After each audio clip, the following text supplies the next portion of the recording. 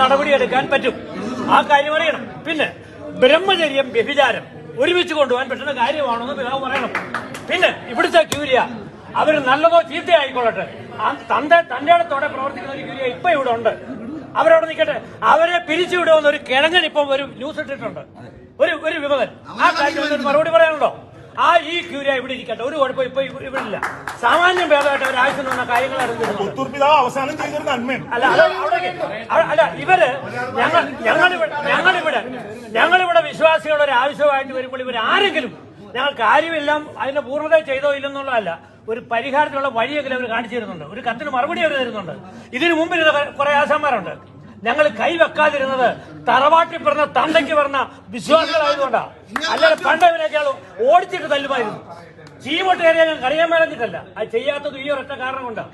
പക്ഷേ ഈ കാര്യത്തിൽ ഇവന്മാരെ പുറത്താക്കുന്ന കാര്യത്തിൽ പിതാവ് ഞാൻ ഉറപ്പ് തരണം. ഇവര് സഭയിലേക്ക് ചാകിസ്ഥാൻ മാനസാന്തരപ്പെടില്ല. ആര് സൂചന പ്രസംഗിച്ചാലും ചെകുത്താൻ നരകത്തില്ല. അവരങ്ങനെ അങ്ങോട്ട് കയറി വരുന്നത്.